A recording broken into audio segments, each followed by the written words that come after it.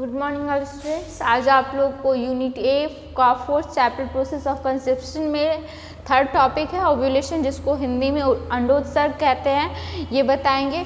इससे पहले आपको दो टॉपिक बता चुके हैं, एक है स्पर्मेटोजेनेसिस, दूसरा ओजिनेसिस। तो स्पर्मेटोजेनेसिस में क्या होता है वो भी आपको पता है, ओजिनेसिस क्या होता है वो भी आपको पता है। ओव्यूलेशन जो है इसके बारे में आप लोग को फीमेल रिप्रोडक्टिव सिस्टम में ओवम के बारे में बताए थे, तो उसमें ओव्यूलेशन थोड़ा बहुत बताए थे, जिसको हम एक्सप्लेनेशन के साथ इस बार पढ़ेंगे। तो ओव्यूलेशन क्या होता है? महिलाओं में घटित होने वाली वह प्रक्रिया जिसके द्वारा परिपक्व ओवेरियन पुटिका के फटने पर अंडाशय से द्वितीयक oocytes यानी सेकेंडरी oocytes मुक्त होते हैं, ओव्यूलेशन कहलाते हैं। ओव्यूलेशन मासिक चक्र के 14वें दिन होती है। आपको पता है कि मेंस्ट्रुएशन साइकिल यानी मेंस जो होते हैं, पीरियड होते हैं, वो 28 दिन पे, एवरेज डेज जो होते हैं, एवरेज डेज निकाला गया मेंस्ट्रुएशन का, एवरेज डेज जो है वो 28 डेज होता है। अधिकांशतः मतलब उसका एवरेज डेज जो है पीरियड है वो है 28 दिन। 28 दिन के अंतराल पे पीरियड का फिर दोबारा आते हैं, ठीक है। जिसमें ओव्यूलेशन का टाइमिंग जो होता है वो पीरियड जब स्टार्ट हुए उसके ठीक 14वें पीरियड स्टार्ट हुए उसके एक दिन आज का छोड़कर उसके अगले दिन से काउंटिंग स्टार्ट करते थे। तो उस दिन से लेकर ठीक 14वें दिन में ओव्यूलेशन होता है, ठीक है। तो ओव्यूलेशन जो है वो मासिक चक्र के 14वें दिन होती है। और ओव्यूलेशन क्या होता है? तो ओव्यूलेशन जो है वो महिला में होने वाली एक ऐसी प्रक्रिया है जिसके द्वारा ओजेनेसिस होने के बाद, ओजेनेसिस में जो क्या कहते हैं, ओजेनेसिस में उगोनिया जो है वो सेकेंडरी oocytes का फॉर्मेशन करते हैं, यानी ओवम का निर्माण करते हैं। तो आपको उगोनिया से सेकेंडरी oocytes यानी ओवम के फॉर्मेशन का जो प्रोसेस था उस प्रोसेस को ओजेनेसिस कहा गया। पर ओव्यूलेशन जो है उसमें होता ये है कि ये आपको उगोनिया जो है वो कन्वर्ट होकर के सेकेंडरी oocytes यानी जिसको सेकेंडरी oocytes यानी ग्राफियन फॉलिकल्स बनाता है। तो ग्राफियन फॉलिकल्स में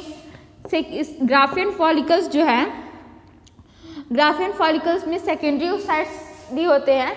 तो उस ग्राफियन फॉलिकल्स के ब्रस्ट होने से जो उससे ओवम रिलीज होते हैं, बाहर आते हैं, ग्राफियन फॉलिकल जो है वो फट जाता है और उससे ओवम बाहर आ जाते हैं।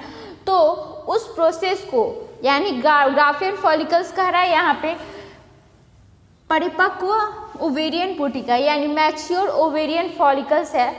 जो mature ovarian follicles Graafian follicle को कहते हैं। तो ग्राफियन फॉलिकल के फटने से जब द्वितीयक oocytes जो है, जिसको ओवम भी कहेंगे, जो कि द्वितीयक oocytes होता है, तो वो जब मुक्त हो जाते उस प्रोसेस को, उस प्रक्रिया को ओव्यूलेशन कहते हैं। ओव्यूलेशन की अवधि फिर से जानिए कि ओव्यूलेशन जो है वो मासिक चक्र के ठीक 14वें दिन में होती है, ठीक है। फिर है ओव्यूलेशन प्रक्रिया। आप लोग को पिछले क्लास में बताया गया था कि ओव्यूलेशन में दो हार्मोन्स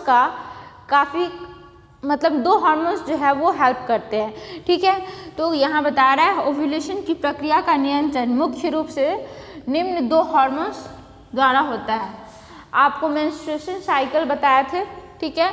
तो उसमें फेज बताया जा रहा था, तो उस फेज में आप लोग पढ़े होंगे ल्यूटिनाइजिंग हार्मोन और फॉलिकल स्टिमुलेटिंग हार्मोन। तो उन दोनों का वर्क भी बताया गया था, तो उसी के बारे में है। तो अंडोत्सर्ग के दौरान, ओव्यूलेशन के दौरान, ऐसे तो ये हार्मोन जो है फॉलिकल स्टिमुलेटिंग हार्मोन और ल्यूटिनाइजिंग हार्मोन ये मेंस्ट्रुएशन साइकिल के पूरे अवधि में वर्क करते हैं। पर मेन ओव्यूलेशन के दौरान फॉलिकल स्टिमुलेटिंग हार्मोन और LH यानी ल्यूटिनाइजिंग हार्मोन का अलग वर्क है। वो ये है, फॉलिकल स्टिमुलेटिंग हार्मोन जो है वो फॉलिकल्स को उगोनिया जो होता है, उगोनिया के ऊपर एक फॉलिकल आया, ठीक है, उसको प्राइमरी फॉलिकल कहते हैं। फिर उसके ऊपर एक और फॉलिकल है सेकेंडरी फॉलिकल, उसके ऊपर एक और लेयर आता है टर्शियरी फॉलिकल। तो टर्शियरी फॉलिकल से मैच्योर होकर वो ग्राफिन फॉलिकल बनाता है। तो वही ये फॉलिकल स्टिमुलेटिंग हार्मोन्स का काम होता है कि ओगोनिया को मैच्योर करके ग्राफिन फॉलिकल में कन्वर्ट करके उससे करने का उसको मैच्योर करने में सहायता करती है फॉलिकल स्टिमुलेटिंग हार्मोन का काम है फॉलिकल को मैच्योर करना, यानी ओवेरियन फॉलिकल्स को मैच्योर करना, ये आपको फॉलिकल स्टिमुलेटिंग हार्मोन्स का काम है ओव्यूलेशन में। फिर है LH luteinizing hormone. Luteinizing hormone का ये काम है कि जब ओव्यूलेशन प्रक्रिया यानी 14वें दिन पे ओव्यूलेशन होता है, तो 14वें दिन पे ओव्यूलेशन हो जाना होता है, तो उस प्रक्रिया को तेजी करने उसको काफ़ी तेज उसमें उसकी गति को बढ़ाने में काम ये ल्यूटिनाइजिंग हार्मोन करता है, ठीक है।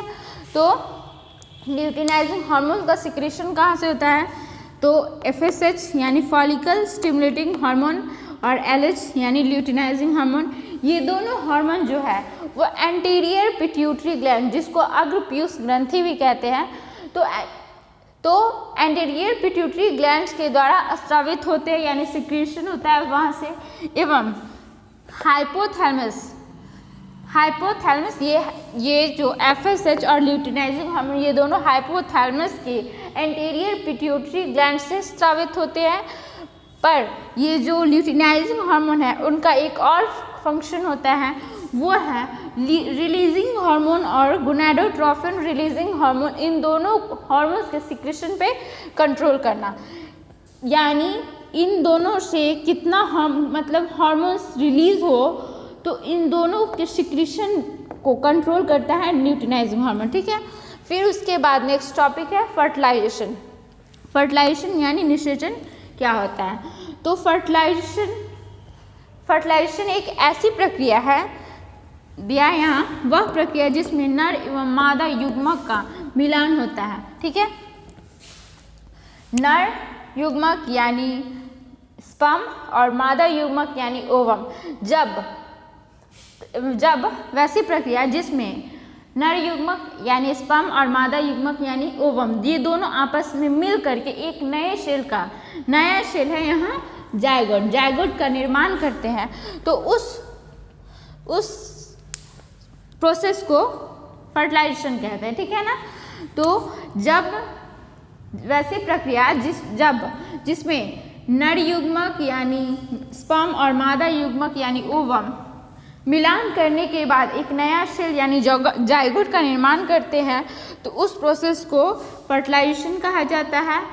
तो और फिर है नर युग्मक यानी स्पर्म और मादा युग्मक यानी ओवम, ये दोनों कह रहा है कि नर युग्मक एवं मादा युग्मक अगुणित होते हैं, परंतु निषेचन के बाद डिप्लॉयड यानी गुणित हो जाते हैं, दुगुणित जायगोट बनाते हैं। तो आप लोग को oogenesis और स्पर्मेटोजेनेसिस इस दोनों में बताए थे कि स्पर्म जब बनता है, स्पर्म का निर्माण जब होता है उसमें क्रोमोसोम की संख्या जो है वो हाफ हो जाती है। ह्यूमन बींग्स में क्रोमोसोम की संख्या 46 होती है, जो कि जब स्पर्मेटोजेनेसिस होता है तो उसके दौरान स्पर्म में क्रोमोसोम की संख्या जो है वो 23 हो जाती है, 23 यानी टोटल जो 46 है उसका हाफ हो जाता है। इसलिए ये आपको ऑड नंबर में हो गया, तो इसको हम हैप्लॉइड कहते हैं, यानी अपने क्रोमोसोम्स के डायरेक्ट हाफ हो गया और इवन नंबर में हो गया। तो जब इवन नंबर में हो तो उसको कहेंगे हैप्लॉइड, और जब वो डबल यानी अपने रियल फॉर्म में हो, जितना हमारे अंदर क्रोमोसोम की संख्या है उसके फॉर्म में ही हो, तो वो डिप्लॉइड यानी ऑड नंबर में इवन नंबर में आ जाए तो उसको हम कहेंगे डिप्लॉइड, यानी इसमें ये अब 23 का डबल हो गया, ठीक है। और ये समझिए 2 से डिविजिबल भी है 46, तो और ये इवन है तो ये डिप्लॉइड फॉर्म में हो गया और ये हैप्लॉइड फॉर्म में हो गया। ये ऑड फॉर्म में है, इसलिए इसको हैप्लॉइड फॉर्म कहेंगे। ठीक है, तो इसमें क्या होता है, जब स्पर्म और ओवम बनते हैं, पिछले क्लास में आप पढ़े भी है स्पर्मेटोजेनेसिस oogenesis में कि जब स्पर्म का फॉर्मेशन होता है या फिर ओवम का फॉर्मेशन होता है, उसमें जो क्रोमोसोम की संख्या होती है वो डायरेक्ट हाफ हो जाती है। टोटल क्रोमोसोम की संख्या जो 46 है उसका हाफ हो जाती है, उसमें ओवम और स्पर्म में हाफ हाफ हो जाते हैं। ठीक है, तो जब ये दोनों स्पर्म और ओवम ये दोनों आपस में मिलते हैं तो इसमें भी हाफ इसमें भी हाफ, जब हाफ हाफ मिलेंगे तो ये दोनों मिलकर के एक फुल फिर से नया सेल, ये जब दोनों मिल रहे हैं, ये हाफ इसमें क्रोमोसोम इसमें भी हाफ क्रोमोसोम, ये दोनों मिलकर एक नया सेल बना रहे हैं, एक ही सेल बना है। तो इसका मतलब इसका क्रोमोसोम ये दोनों मिल जाएंगे तो 23 प्लस 23 46 हो गया। तो ये एक डिप्लॉयड फॉर्म में डिप्लॉयड सेल बनाते हैं। ठीक है, जिसको जायगोट कहते हैं। तो फिर है निषेचन क्रियाविधि। निषेचन यानी फर्टिलाइजेशन जो है उसका वो क्रिया जो होता है उसमें उसकी कितने प्रक्रिया के द्वारा समझा जा सकता है, तो वो 4 है। ठीक है ना, कह रहा है निषेचन क्रियाविधि को निम्न 4 प्रक्रिया द्वारा समझा जा सकता है। फर्स्ट है संभोग प्रक्रिया द्वारा नर युग्मक मादा की योनि में प्रवेश।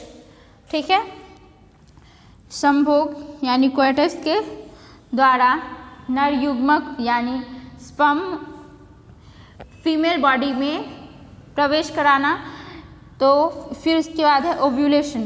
फीमेल बॉडी में प्रवेश कराने के बाद जब तक ओव्यूलेशन नहीं होगा तब तक फर्टिलाइजेशन नहीं होगा, क्योंकि फर्टिलाइजेशन मेल गैमेट्स और फीमेल गैमेट्स यानी स्पर्म और ओवम के मिलने से ही होता है।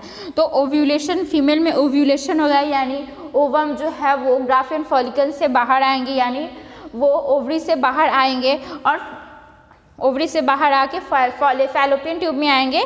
तो ये ओव्यूलेशन होगा। संभोग यानी कोइटस तो होगा, कोइटस के समय कोइटस के बाद या पहले ओव्यूलेशन होना जरूरी है। जब तक ओव्यूलेशन नहीं होगा तब तक फर्टिलाइजेशन नहीं होगा, तो उसमें ओव्यूलेशन होता है। फिर नर एवं मादा युग्मक की एक दूसरे की तरफ गति।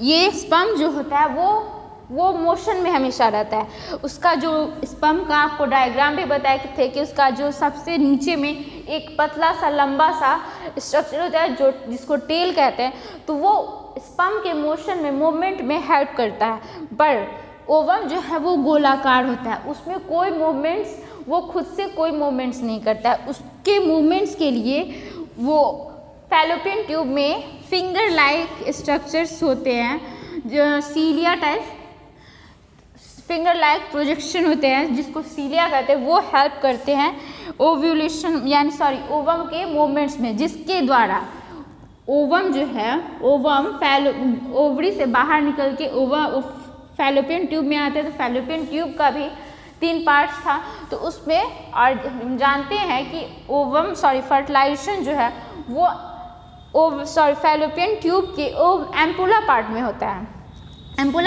है। तो इसके लिए ओवम को ओवरी से बाहर फैलोपियन ट्यूब में आने के बाद वो उसको एम्पुला भाग में आना होगा, और स्पर्म को यूट्रस में आने के बाद उसको फैलोपियन ट्यूब में जाना होगा। तो दोनों को अपने जगह पे पहुंचना पड़ेगा, इसके लिए दोनों का मूवमेंट करना जरूरी होता है। तो उसके मूवमेंट तो सबसे पहले संभोग प्रक्रिया होती है, ओव्यूलेशन होता है। ओव्यूलेशन के बाद दोनों फीमेल और मेल गैमेट्स में मूवमेंट्स होती है। मूवमेंट्स के बाद जब वो दोनों आपस एक साथ होते हैं आमने सामने, तो वो उन दोनों में फर्टिलाइजेशन होता है। तो फर्टिलाइजेशन होने के बाद न्यू सेल का निर्माण होता है जिसको जायगोट कहा जाता है।